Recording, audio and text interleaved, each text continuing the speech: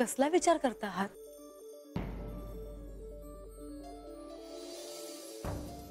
नाही, काही नाही.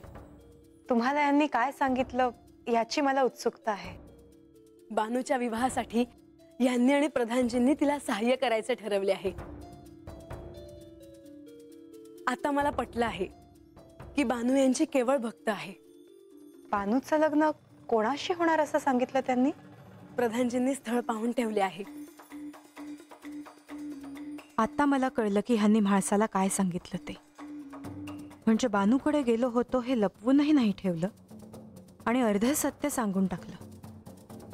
या दिवसांमध्ये माझ्या चुकीच्या समजुतीमुळे मी अनेकांना दुखावलं आहे.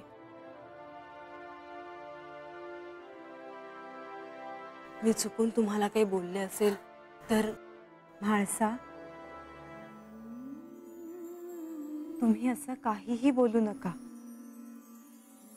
यात तुमची काहीही चूक नाही. तुमच्या पुढे परिस्थितीच अशी निर्माण झाली की तुम्ही तसे वागलात.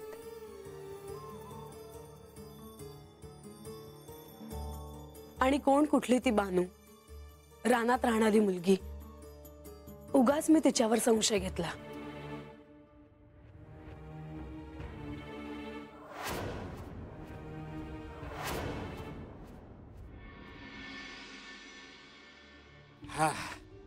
गुडघं गेलं र.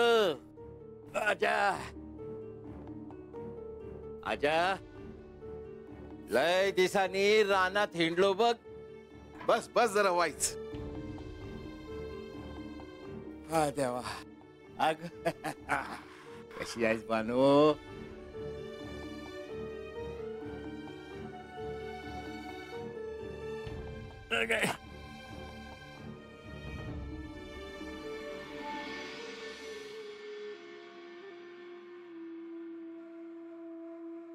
आबा, तू आलास ना, लय बरं वाटलं बघ मला. वय वय वय. अरे आजकाल काही येणं जाणं नाही आपलं. आता बाग ती 4 धामची यात्रा केली तेवढी. आजा, समजा किती बदलला आहे ना आजूबाजूला. वय र. अरे आता पण तू नदीच्या अंगाशी चारा मिळायचा आणि आता आता रानात जावं लागतंय बस शर्ट असली घेऊन. वैर समजा बदललं. आपली वस्ती बदलली. वस्तीवरची लहान लहान पोरं मोठी झाली, त्यांची लगीन झाली, त्याची पोरं बी झाली. कोणासाठी काही बी थांबत नाही आजा. वय वय. आजा, अरे आपल्याकडे आलेले ते पाहुणे काल म्हणे तू आणि ते बराच वेळ बोलत होते. रंगा बोलला मला. वय बर, आपली वस्ती लय आवडली त्यासनी. लय चांगली आहे म्हणले. आतली माणसं बी लय चांगली आहे म्हणले. आजा, तुला काय म्हणले ते? मला म्हणले की बानूचं लगीन झालंय का नाही अजून. असं म्हणले ते? नाही, मी म्हणलं पोरं बघणं चालू आहे. अरे आता वेगळं काय सांगायचं सांग बरं आबा. अरे मी आता कवापासनं तुला तेच सांगायला होय. आता पण तू वस्तीवरची माणसं विचारत होती, आता बाहेरची माणसं बी विचारायला. हे बघा आजा, अजून बी येळ गेलेली ना. कर, अजून बी विचार कर. हे बघ, वस्ती बाहेरच्या पोरानं लगीन करून तिला जर बाहेर घेऊन गेला तर मग काय करणार आहेस तू? मग काय करावं आता? अरे आपल्या वस्तीवरच एखादा पोरगा बघून लगीन लावून द्यायचं. अरे आबा, माया बानूसाठी कोण चांगला पोरगा आहे सांग वस्तीवर. हाय, माझ्या बघण्यात एक पोरगा हाय. कोण? अरे रंगा.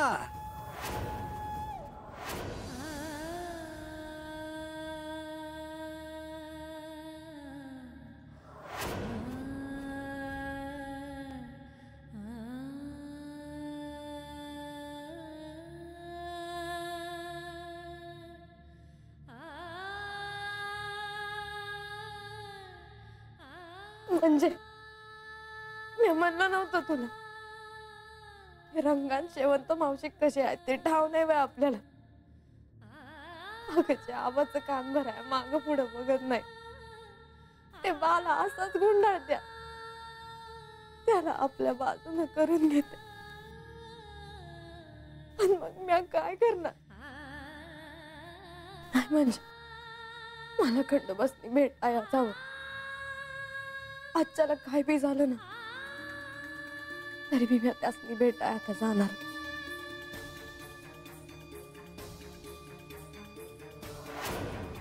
होय बानू, आज आपण ठरल्याप्रमाणे कऱ्हे पठारावर भेटणार.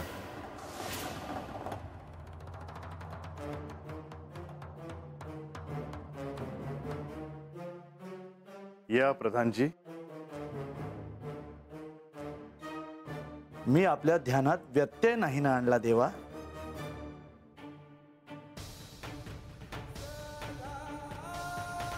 नाही, मी आपलीच प्रतीक्षा करत होतो.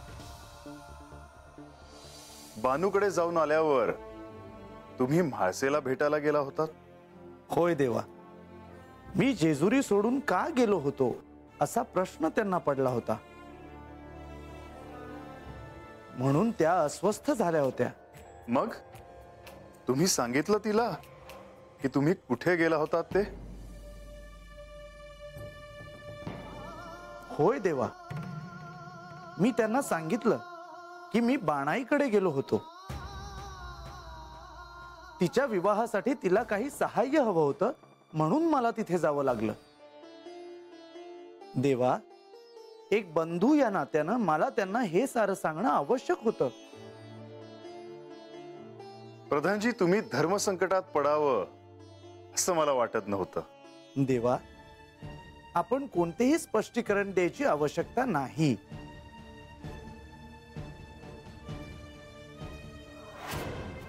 मी म्हाळसा देवींना सारं काही सांगितलं असलं तरी ते त्यांनी कोणत्या अर्थाने घेतलं आहे हे मात्र सांगणं कठीण आहे. आता ती गोष्ट मी त्यांना सर्वच अर्थाने समजावून तर सांगू शकत नाही ना.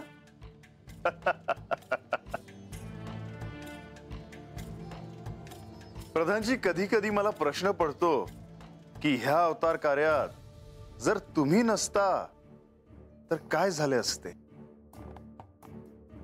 हे सारं दिव्य मी कसे पार पाडले असते. ह्या शिवलीलेत मी माझं कार्य करतो आहे इतकंच. आणि आता देखील मी आपल्याला त्याचीच आठवण करून द्यायला आलो आहे. देवा, पौर्णिमा आहे आणि आपण बाणाईला भेटणार आहात असा आपला निरोप मी तिला सांगितला आहे. होय प्रधानजी, आज रात्री करे पठारावर बानूला भेटायला जाताना त्यात कोणताही अडसर येऊ नये म्हणजे झालं. हो, आणि सारीपाटाचा डाव मांडून तो जिंकून शिकारीला जाण्याचा बेतही आखायला आता वेळ नाही. देवा, मग आपण आज रात्री बाणाईला भेटायला कसे जाणार आहात?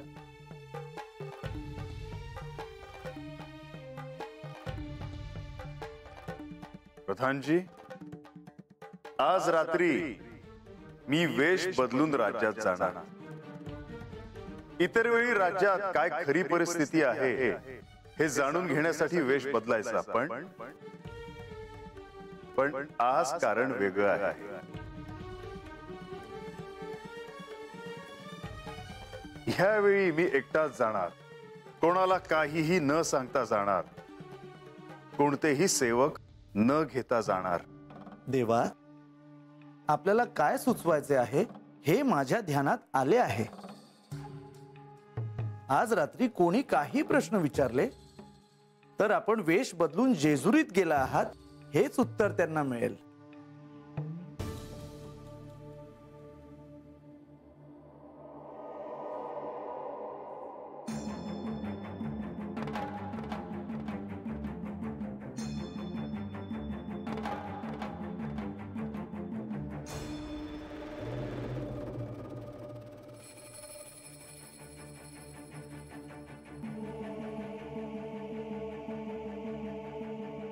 आता म्हाळसा देवींनी काही प्रश्न विचारू नयेत म्हणजे झालं. आपण अंतर्महालात असाल याची मला कल्पना नव्हती. मी यांना भेटायला आले होते, पण हे कुठे दिसत नाहीयेत. होय, श्री खंडेराय बाहेर गेले आहेत. गडावर दुसरीकडे का गेलेत ते? मी ते राजवाड्यात आहेत का ते बघते. देवी,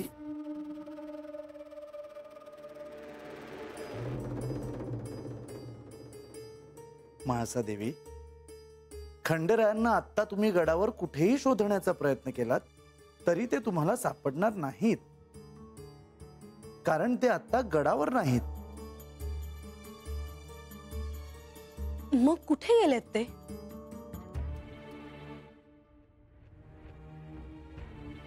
खंडेराय रात्री राज्यातील विविध व्यवस्थांची पाहणी करण्यासाठी, प्रजेचे प्रश्न समजून घेण्यासाठी गुप्त वेशात गावात गेले आहेत. पण हे काही सांगितलं नाही त्यांनी मला. मला याबद्दल काहीच कल्पना नाही. देवी, राज्याच्या प्रजेची पाहणी करण्यासाठी राजे अशा प्रकारे वेश बदलून राज्यात जात असतात. राज्यकारभार सुरळीत चालवण्यासाठी राज्यकर्त्यांचे हे एक प्रकारचे कार्यच आहे. प्रधानजी, यांनी मला सिंहासनावर बसवून न्यायदान करण्यास सांगितले. इतकेच नाही तर राज्यकारभारात अनेक निर्णय घेण्यास सांगितले. असे असताना आजच्या जाण्याबद्दल यांनी मला का कसे सांगितले नाही याचे खरंच नवल वाटते मला.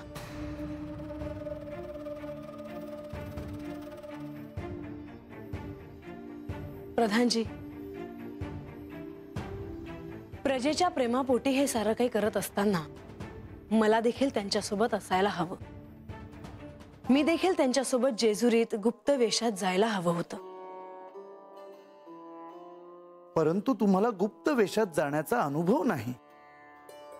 अशाने तुम्हाला काही कष्ट होऊ नये अशी कदाचित त्यांची इच्छा असावी. अहो, यात कसले कष्ट? प्रजा ही राजा आणि राणीची अपत्यासारखी असते असं म्हणतात ना. ज्या प्रजेच्या कल्याणासाठी, सुखासाठी, समृद्धीसाठी हे सदैव तत्पर असतात, त्या प्रजेसाठी मी देखील गुप्त वेशात जाऊ शकते. हे जिथे जिथे जातील तिथे तिथे मी त्यांच्यासोबत असायला हवं.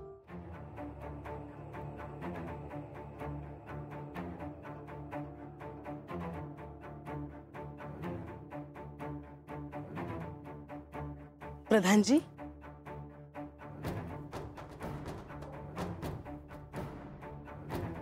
मला तुम्हाला काही सांगायचे आहे. काय देवी? प्रधानजी, मी देखील आज राज्यात यांच्यासारखं गुप्त वेशात जाऊन पाहणी करण्याचा निश्चय केला आहे.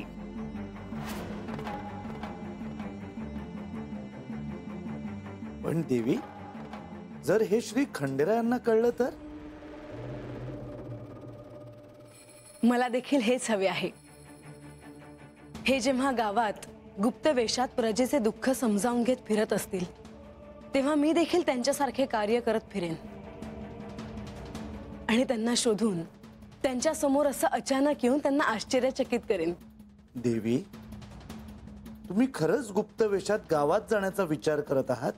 विचार नाही, मी आता निग्रह केला आहे. मी पण आज यांच्यासारखं वेश बदलून जेजुरीत जाणार.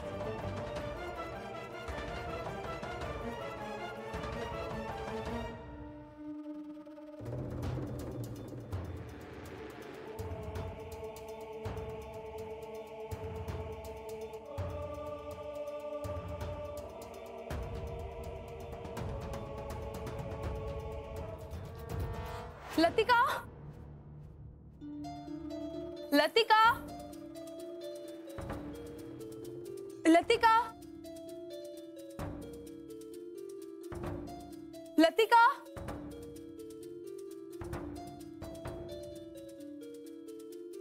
लतिका. म्हाळसा अशी अस्वस्थ का? म्हाळसा, लतिका, अगं कुठे होतीस तू? किती हाका मारल्या मी तुला. अगं मी अंतपुरातच होते. पण काय झालं? तू अशा हाका का मारत होतीस मला? चल, आपल्याला बाहेर जायचे आहे. आत्ता रात्रीच्या प्रहरी? हो, आणि तेही गुप्त वेशात. गुप्त वेशात? पण असे का म्हाळसा? कारण आज रात्री राज्यात फेरफटका मारायला हे गुप्त वेशात गेले आहेत. म्हाळसा, मग अशा वेळी आपण तिथे जायचं का? हो, कारण मला देखील यांना यांच्यासारखे गुप्त वेशात भेटून यांना आश्चर्याचा धक्का द्यायचा आहे. अच्छा, म्हणून इतकी घाईघाई चालू आहे का तुझी? हो अगं, म्हणून तर मी तुला इतक्या हाका मारत होते. लतिका, अंतपुरात जा आणि साधी वस्त्र घेऊन ये. आपल्याला या वस्त्रांमध्ये जायचं नाहीये, हे ध्यानात ठेव. हो, आलेच.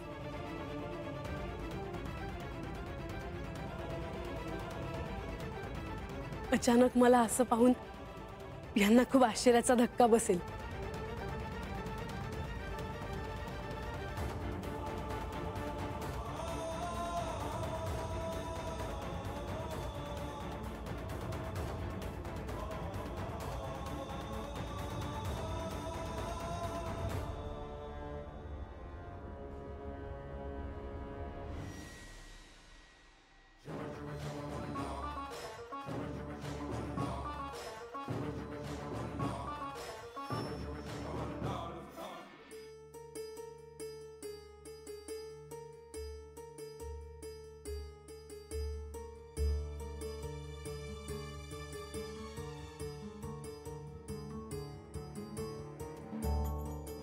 हे घ्या.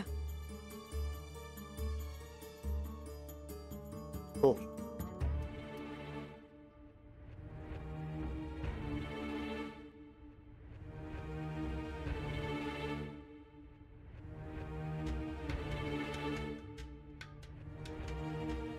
तुम्ही असे अस्वस्थ का आहात हे मला नाही सांगणार? देवी, सगळा घोळ झाला आहे. काय झालं? आज रात्री श्री खंडेराय बाणाईला भेटायला जाणार होते आणि तसे ते निघाले देखील. पण त्यांनी कुणालाही या संदर्भात काहीही सांगितलं नाही. म्हाळसा देवींना देखील नाही. आणि म्हाळसा देवींना ते कळलं आणि त्यांना त्याचा राग आला. नाही देवी, एक वेळ राग आला असता तर तो शांत करता आला असता. पण इथे तर निराळच घडलं. काय? मी म्हाळसा देवींना सांगितलं की श्री खंडेराय प्रजेच्या समस्या जाणून घेण्यासाठी वेश बदलून जेजुरीला गेले आहेत. म्हाळसा देवींना या साऱ्याचं नवल वाटलं. पण आता रात्री त्यांनी देखील स्वतः वेश बदलून जेजुरीला जायचं ठरवलं आहे. काय? अहो, परंतु त्यांचं असं करणं उचित नाही. अशाने त्यांची आणि श्री खंडेरायांची गाठभेट झाली तर? त्यांना हेच तर अपेक्षित आहे. रात्रीच्या प्रसंगी त्यांना वेश बदलून श्री खंडेरायांना भेटायचं आहे आणि त्यांना आश्चर्यचकित करायचं आहे. परंतु तुम्ही त्यांना जाण्यापासून परावृत्त केलं नाही का? मी तसा प्रयत्न केला खरा, पण म्हाळसा देवींनी निग्रहच केला आहे. त्यांना थांबवता येणं आता शक्य नाही. म्हाळसा देवी वेश बदलून जेजुरीला जाणारच.